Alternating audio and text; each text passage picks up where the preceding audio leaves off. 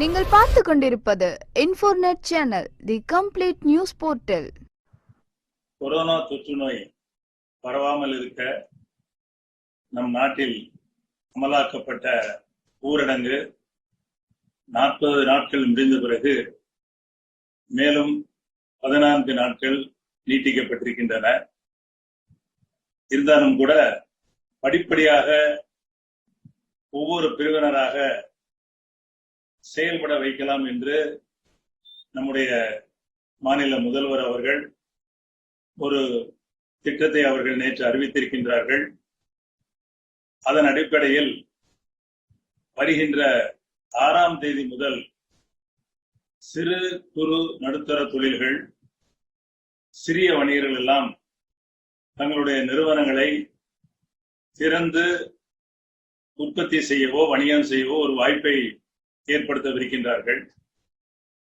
இந்த சூழ்நிலையில் நாம் மத்திய மாநில அரசுகளிடம் என்ன கோரிக்கை வைப்பது என்பதை பற்றி மட்டும் தமிழ்நாடு தொழில் வர்த்தக சங்கத்தினுடைய சீனியர் பிரசிடென்ட் என்கிற முறையில் சில கருத்துக்களை உங்களோடு நான் பகிர்ந்து கொள்ள விரும்புகின்றேன். இப்ப ஒரு 40 days மோஸ்ட்லி வீட்டிலேயே கன்ஃபைன் ஆகி இருக்கும் பொழுது நம்முடைய retailers and micro small and medium enterprises என்று சொல்லக்கூடிய MSMEs இவர்களுடைய மனப்பக்குவம் எப்படி இருக்கிறது என்பதை நான் பலரோடு தொலைபேசியிலே தொடர்பு கொண்டு பேசுகின்ற பொழுது அவர்களெல்லாம் மிகுந்த அச்சத்திலே இருக்கிறார்கள். நாம் முன்போல் தொடர்ந்து தொழில் அல்லது வணிகம் செய்ய முடியுமா என்ற அச்சம் அவர்களுக்கு இருக்கின்றது. அதிலே அவர்கள் மன அழுத்தத்திலும் இருக்கிறார்கள். இப்படி மன அழுத்தத்திலே இருக்கக்கூடிய இந்த ரீட்டைலர்ஸ், சில்லறை வணிகர்கள், குறு சிறு நடுத்தர தொழில் துறையினர் இவர்களுடைய பங்கு நம் நாட்டில் எப்படி இருக்கிறது என்பதை நாம் கொஞ்சம் அறிந்து கொண்டால் நல்லது. இந்த ரீட்டைலர்ஸ் என்று சொல்லக்கூடியவர்கள், சில்லறை வணிகர்கள் என்று சொல்லக்கூடியவர்கள், அவர்கள் பலசரக்கு வணிகம், உணவுப் பொருள் வணிகம், அதே மாதிரி ஹவுஸ் ஹோல்ட் அப்ளையன்சஸ்,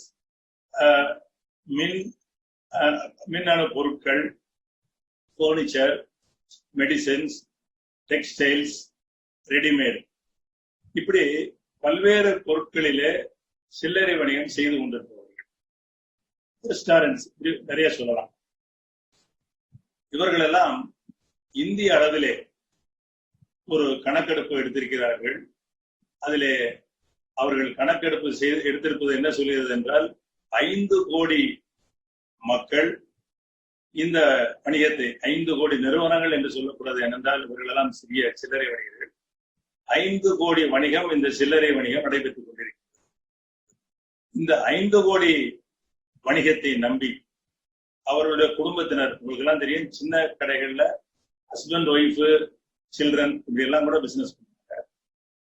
இந்த சில்லறை வணிகத்தை நம்பி இருக்கக்கூடியவர்கள், அதிலே பணியாற்றக்கூடிய தொழிலாளர்கள், இவர்களெல்லாம் சேர்ந்து மொத்தம் 25 to 30 கோடி மக்கள் இருக்கிறார்கள் என்பது ஒரு கணிப்பு. அப்புறம் குறு சிறு நடுத்தர தொழில், micro small and medium enterprises என்று சொல்லுவார்கள். இது தொழில்துறை, சிறிய தொழில்துறை. இவர்கள் 6.3 கோடி நிறுவனங்கள் இந்தியாவிலே பதிவு பெற்றவையாகவும் பதிவு பெறாமலும் அன்ஆர்கனைஸ்டும் இருக்கிறார்கள்.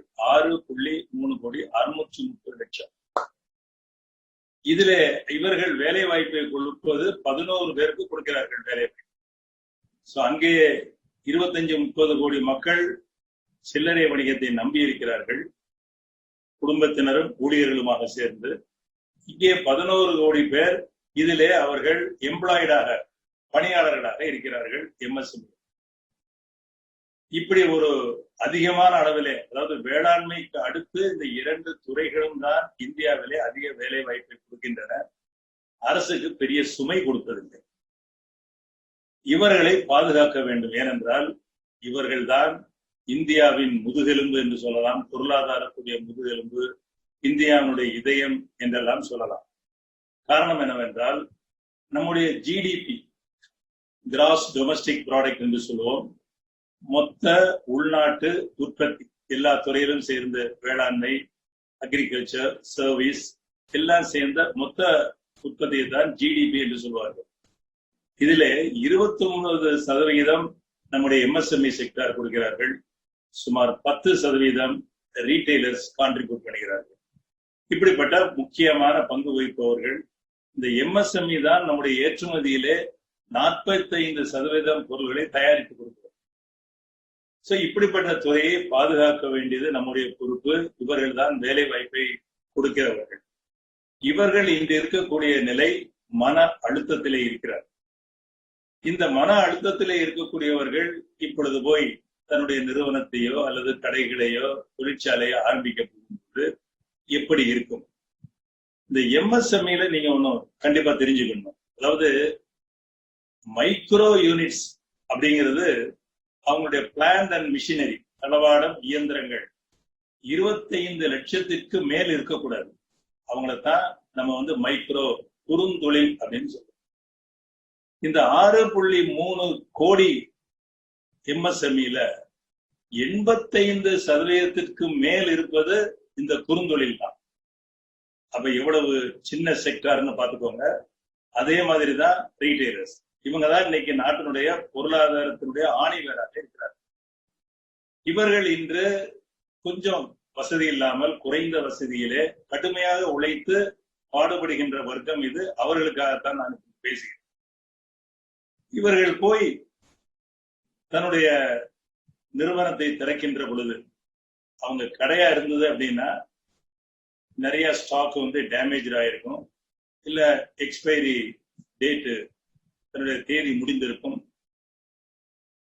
இண்டஸ்ட்ரினா நான் சொன்ன மாதிரி குறுந்தொழில், உங்களுக்கு தெரியும், அவங்க எல்லாம் 10-20 வருஷமா சின்ன மிஷினை ஓட்டிக்கிட்டு இருப்பாங்க.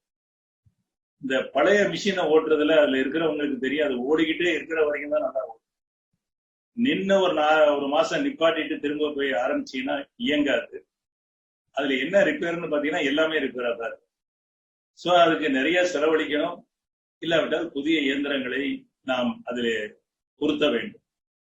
இது போக இப்போ அவங்க கட்டடத்துக்கு வாடகை பாக்கி, மின் கட்டண பாக்கி இருக்கும், வங்கிகளுக்கு வட்டி கொடுக்கணும், அசல் கொடுக்கணும், இதெல்லாம் பாக்கியா இருக்கும். அப்புறம் தனியார்கிட்ட ரா மெட்டீரியல் வாங்கியிருப்பாரு, அந்த பாக்கி. ஆனா இவர் கிரெடிட்ல கொடுத்திருப்பாரு, கடனுக்கு கொடுத்திருப்பாரு, அது இப்போதைக்குள்ள வராது. அப்புறம் வீட்டு செலவு, ஸ்கூல் ஃபீஸ், புதிதாக ரா மெட்டீரியல் வாங்குறதுக்கு பணம், இப்படி ஒரு பெரிய லிக்விடிட்டி கிரைசிஸ், பணத்துக்கு மிக கஷ்டப்படக்கூடிய ஒரு சூழல்ல இப்ப இருக்காங்க பெரும்பாலானவங்க. இதுல மிஷினரி ரிப்பேர்ல சரி பண்ணணும். இப்ப இதுக்கு ரிசர்வ் வங்கி, மத்திய மாநில அரசுகள் பெரிய அளவுல உதவி பண்ணினத்தான் இந்த செக்டாரை மீண்டு வர செய்து அவர்களை முன்போல் செயல்பட வைத்து நிறைய வேலை வாய்ப்புகளை தக்க வைத்துக் கொள்ள முடியும், புதிதாக உருவாக்க முடியும். இப்ப இது வரைக்கும் சென்ட்ரல் கவர்மெண்ட், ஸ்டேட் கவர்மெண்ட் எல்லாம் ஜிடிபியில 1% தான் இன்னைக்கு அவங்க கொடுத்திருப்பாங்க. ஒரு ஜிடிபி அப்படின்னா ஒரு இன்ஃபர்மேஷனுக்காக நான் சொல்லலாம், சுமார் ஒரு 210 அல்லது 220 லட்சம் கோடி ரூபாய், ரூபாயில சொல்றதா இருந்தா 210-220 லட்சம் கோடி, 220 ட்ரில்லியன் ரூபான்னு கூட சொல்லலாம். 1 லட்சம் கோடிங்கிறது 1 ட்ரில்லியன். 210 இருந்து 220 ட்ரில்லியன் ரூபாய் கணக்குல நான் சொல்றேன், டாலர்ல சொல்றேன். இவ்வளவு தான் நம்முடைய ஜிடிபி. இதுல 1% கீழே தான் இது வரைக்கும் கோவிட்-19 கண்டெயின் பண்றதுக்காக செலவழித்தது. டெய்லி வேஜர்ஸுக்கு, ஏழைகளுக்கெல்லாம் மாசம் 1000 ரூபாய் கொடுக்கறது அல்லது 2000 ரூபாய் கொடுக்கறது, இந்த மாதிரியான சில செலவுகள், இதெல்லாம் இது வரைக்கும் இவ்வளவுதான் செலவழிச்சிருக்கிறாங்க. இது மெயின்டெனன்ஸ் ரைட்ஸ். இனிமேல் இந்த பொருளாதார சீரமைப்பு அப்படிங்கிறது, எக்கனாமிக் ரிவைவல் வரணும். இதுக்கு எங்களுடைய கோரிக்கை, ஜிடிபியில அமெரிக்கா, யுஎஸ், நம்ம யூகே இவங்க எல்லாம் 15% ஆஃப் தேர் ஜிடிபி செலவழிக்கிறாங்க. நாங்க நம்முடைய நாட்டினுடைய ஜிடிபியில குறைஞ்சது 10% இவர்களுக்கு உதவி செய்து ஹேண்ட் ஹோல்டிங்காக இவர்களை அழைத்து செல்ல வேண்டும். சில ஆலோசனைகள் நாங்க ரிசர்வ் வங்கி, மத்திய அரசு, மாநில அரசுக்கு கொடுக்கிறோம். என்ன ஆலோசனைகள்? முதல்ல கையில பணம் வேணும், லிக்விடிட்டி. இப்ப யாரெல்லாம் வங்கியில கடன் வாங்கியிருக்காங்க அவங்களுக்கெல்லாம் இப்ப வாங்கி இருக்கிற கடன்ல 50% வரை கூடுதலாக கடன் கொடுக்கும். எந்த அடிஷனல் செக்யூரிட்டியும் கேட்கக்கூடாது. ஏற்கனவே கொடுத்த செக்யூரிட்டிலேயே இன்னொரு 50% கூடுதலாக கொடுக்க வேண்டும். அதற்கும் வட்டி 6% 8% எவ்வளவு குறைவாக நிர்ணயிக்க முடியுமோ அந்த மாதிரி நிர்ணயிச்சு அந்த கடனை அவர்களுக்கு கொடுக்க வேண்டும். இப்ப இந்த குரூஷியல் பீரியட், இந்த கர்ஃபியூ, ஊரடங்கு அப்படின்னா நீங்க மார்ச், ஏப்ரல், மே, ஜூன் அந்த எஃபெக்ட் எல்லாம் இருக்கிறது. இப்போதைக்கு பார்க்கும்போது ஒரு 4 மாசம். இந்த 4 மாசம் என்ன ரிலீஃப் கொடுக்க போறாங்கிறதா ரொம்ப முக்கியம். வங்கிகளை பொறுத்தவரையில் இந்த மார்ச்சுக்கு உண்டான வட்டி, ஏப்ரல், மே, ஜூன் இந்த 4 மாச வட்டியை தள்ளுபடி வேவ் பண்ண வேண்டும். இந்த ஏப்ரல் இருந்து அடுத்த வருஷம் மார்ச் மாதம் முடிய 12 மாதங்களுக்கு செலுத்த வேண்டிய அசலை 2021 ஏப்ரல் இருந்து அங்கிட்டு 12 மாதங்கள் கட்டக்கூடிய வகையில அதை டெஃபர் பண்ண. இதுதான் இந்த வங்கிகளை பொறுத்தவரை. இதுல பணம் அவங்க கைக்கு வரணும் அப்படிங்க போகும்போது எங்களுடைய ஒரு ஆக்கப்பூர்வமான ஆலோசனை. பொதுவா எல்லார்ட்டையுமே கொஞ்சம் தங்கம் இருக்கும். அதுக்கு சோர்ஸ் எல்லாம் இப்ப கேட்கக்கூடாது. அவர்கள் தங்கத்தை கொண்டு வங்கியிலே கொடுத்தால் அதற்கு கடன் கொடுக்க வேண்டும். அந்த கடனுக்கு 3% வட்டி, அதாவது ஃப்ரீயா நீங்க கொடுங்கன்னு கேட்காம நாங்க செக்யூரிட்டி தங்கத்தை கொடுக்கிறோம், சோர்ஸ் கேட்கக்கூடாது. 3% வட்டி அவர்களுக்கு கொடுத்தால் இப்பொழுது ஏற்படக்கூடிய பல்வேறு செலவுகளை அவர்கள் சரி கட்ட முடியும் அப்படிங்கிறது ஒரு கோரிக்கையாக நாங்கள் இங்கே வைக்கின்றோம். அப்புறம் இப்ப வேலை பார்க்காத இந்த கர்ஃபியூ நேரத்துல இந்த 4 மாசம் வைங்களேன், அடுத்தாப்புல ஆரம்பிச்சாலும் கொஞ்சம் வேலை தான் இருக்கும். இந்த நேரத்துல சேலரி கொடுக்கணும் நம்முடைய ஒர்க்கர்ஸுக்கு. அரசு கட்டாயப்படுத்த முடியாது அப்படிங்கிறது எல்லாருக்கும் தெரிந்தாலும் கூட மனித நேயத்தின் அடிப்படையில் அவர்களுக்கு சம்பளம் கொடுக்க வேண்டும். ஏனென்றால் அவர்கள் எல்லாம் இதையே நம்பி இருப்பவர்கள்.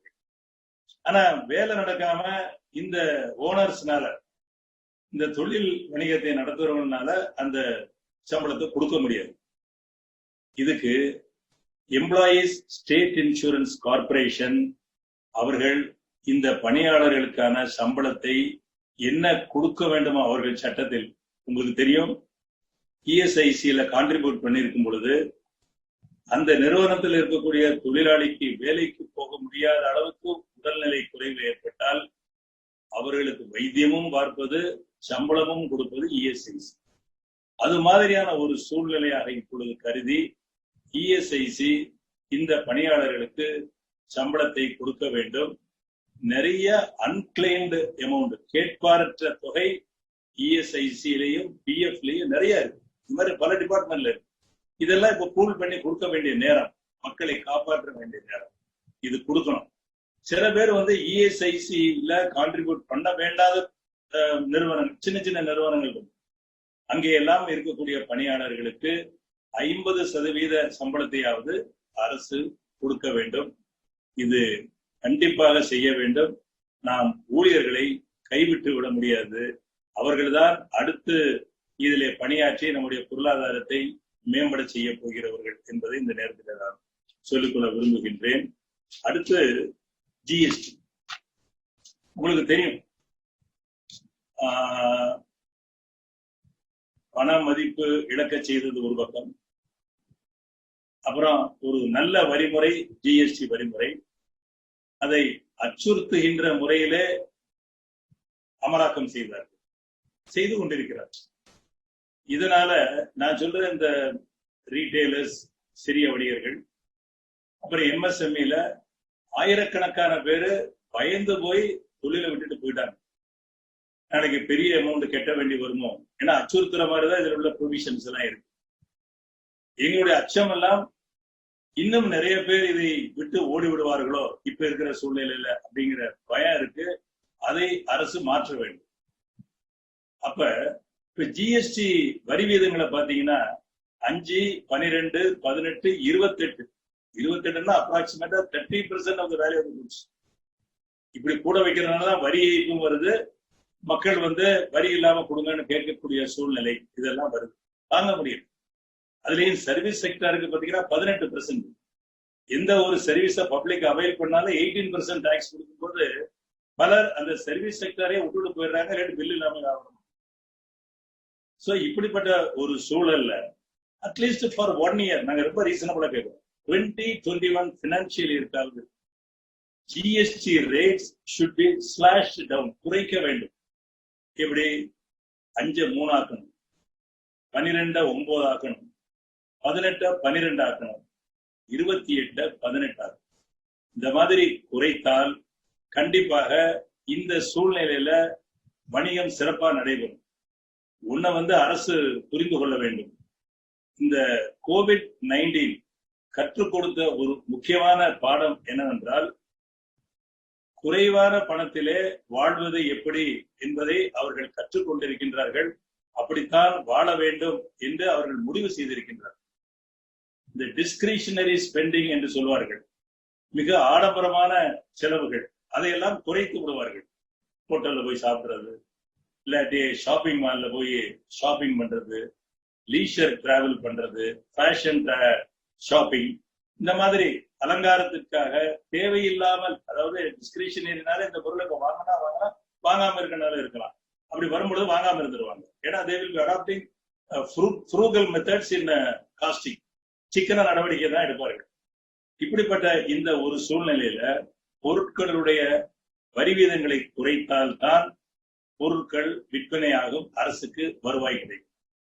அதே மாதிரி அப்படியே இன்கம் டாக்ஸ்ல உங்களுக்கு தெரியும், ரீசெண்டா நியூ மேனுஃபேக்சரிங் கார்பரேட்ஸ் அவங்களுக்கு 15% தான், மற்றவங்களுக்கு 25%, இவங்களுக்கு 15% என்ன வரியை குறைச்சிருக்காங்க. நாங்க கேட்டுக்கிறதெல்லாம் இப்ப இருக்கக்கூடிய இந்த அசாதாரண சூழ்நிலையில இந்த 15% என்ற சலுகை எல்லா கார்பரேட் நிறுவனங்களுக்கும் கொடுக்கப்படணும். மிக முக்கியமாக எல்லா பங்குதாரர் நிறுவனங்களுக்கும் அந்த 15% வரி சலுகை கொடுக்கப்பட வேண்டும் என்பது அடுத்த ஒரு கோரிக்கை. அப்புறம் உங்களுக்கு மின்கட்டண பாக்கியை பத்தி பேசினேன். அது ஒரு இந்த 4 months மார்ச் டு ஜூன் இது கண்டிப்பா வேவ் பண்ணணும், கட்ட முடியாது. அதுக்கு பெற உள்ள பீரியடுக்கு ஒரு அடுத்த மார்ச் 2021 வரைக்கும் என்ன ஆக்சுவலா யூனிட் கன்சியூம் பண்றாங்களோ அதுக்கு மட்டும்தான் பவர் சார்ஜ் போடணும். இப்ப ஹெச்டில உங்களுக்கு தெரியும், ஹெச்டி ஹை டென்ஷன் உயரழுத்த மின்சார இணைப்பு பெற்றிருப்பவர்கள் எல்லாம் அவங்க எந்த அளவுக்கு மின்சாரம் இணைப்பு பெற்றிருக்கிறார்களோ அதுல 90%. இப்ப 400 kVA மின்சார இணைப்பு பெற்றிருந்தாங்கன்னா 360 kVAக்கு ஒவ்வொரு KVAக்கும் மாசத்துக்கு 350 ரூபாய் கட்டணும். நீங்க மின்சாரம் பயன்படுத்துறீங்களோ பயன்படுத்தலையோ, there's a difference. இது பிக்சட் டிமாண்ட் சார்ஜஸ், நிலையான நிரந்தர கட்டணம்னு வச்சிருக்காங்க, கேட்பு கட்டணம். இது கண்டிப்பா கட்டி ஆகணும். ஏற்கனவே மின்சாரத்தை கன்சியூம் பண்ண அது வேற. சோ இதை அட்லீஸ்ட் இந்த இயர் எண்டு வரைக்கும், பினான்சியல் இயர் எண்டு வரைக்கும் இதை வேவ் பண்ணிடணும். ஆக்சுவல் கன்சம்ஷன் ஆஃப் எலக்ட்ரிசிட்டிக்கு மட்டும்தான் அவர்கள் பணம் வாங்கணும் அப்படிங்கிற ஒரு கோரிக்கையும் நான் இங்கே வைத்திருக்கிறேன். அப்புறம் கெட்டட வாடகை. இப்ப நிறைய பேருக்கு கெட்டட வாடகை கொடுக்கறதா கொடுக்க வேண்டாமா, கொடுக்க வேண்டாம்னு சொல்லுங்க அப்படின்னு கூட சில பேர் எல்லாம் கோரிக்கை வைக்கிறாங்க. பட் நம்முடைய நாட்டுடைய பொருளாதாரத்தை நம்ம பார்க்கணும்.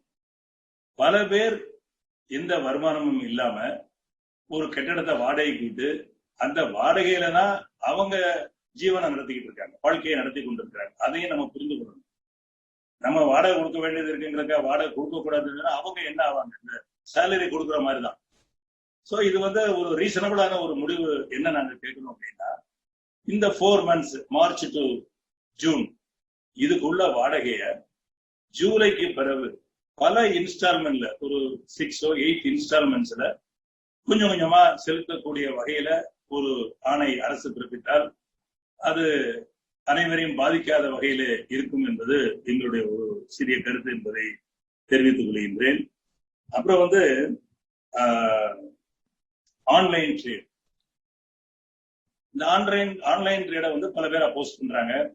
ஏன்னா கடைகள் வைத்து பிரிக் அண்ட் மார்டர் அப்படிமா கடை வாடகைக்கு எடுத்து கடை வாடகை கொடுத்து எம்ப்ளாயிஸ் கொடுத்து எலக்ட்ரிசிட்டி கட்டி வரி அதிகாரிகள் எல்லாம் தன்னுடைய கடைக்கு வரக்கூடிய ஒரு சூழலை ஏற்படுத்தி அவர்களுக்கு பயந்து இப்படியெல்லாம் வணிகம் பண்றாங்க பிரிக் அண்ட் மார்டர்.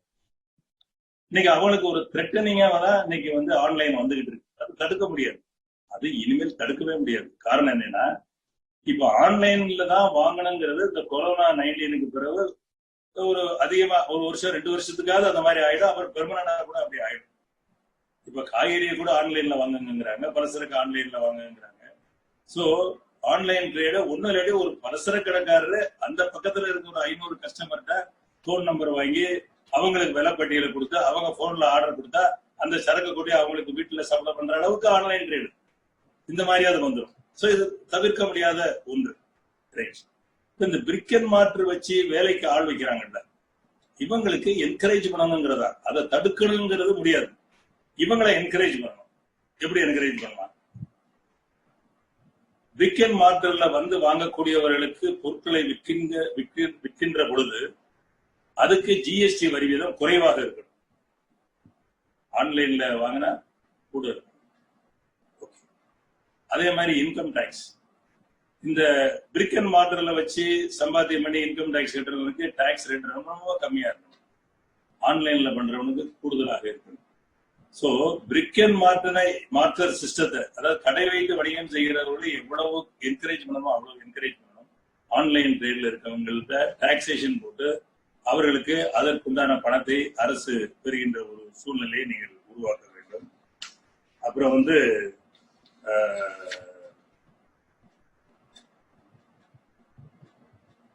இந்த பிஎஃப் கான்ட்ரிபியூஷன், இதையும் நான் இந்த நேரத்தில் சொல்றது கரெக்ட்னு பாக்குறேன். ஏன்னா பல நேரங்கள்ல இந்த பிஎஃப் ப்ராவிடன்ட் ஃபண்ட் வருங்கால வைப்பு நிதி கான்ட்ரிபியூஷனை எம்ப்ளாயர்னாலையும் கட்ட முடியறது இல்லை, எம்ப்ளாயினாலையும் கட்ட முடியறது இல்லை. காரணம் 12.5% ஒவ்வொருத்தரும் கட்டணும்னு வச்சிருக்காங்க. Of course it's a saving for employee.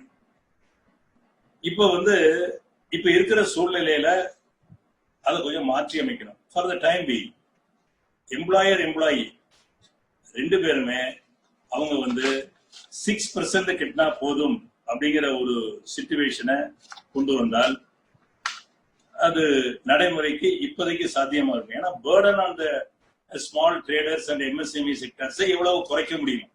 பெரிய இண்டஸ்ட்ரீஸுக்கு நான் குறைக்க சொல்லல. நான் பேசுறது புறமே small enterprises and small traders, retail traders and MSME sector சொல்றேன். அவங்களுக்கு இதை கண்டிப்பாக குறைக்கணும். ஒரு டிஃபரன்ஷியேட் பண்ண வேண்டிய ஒரு சூழ்நிலை.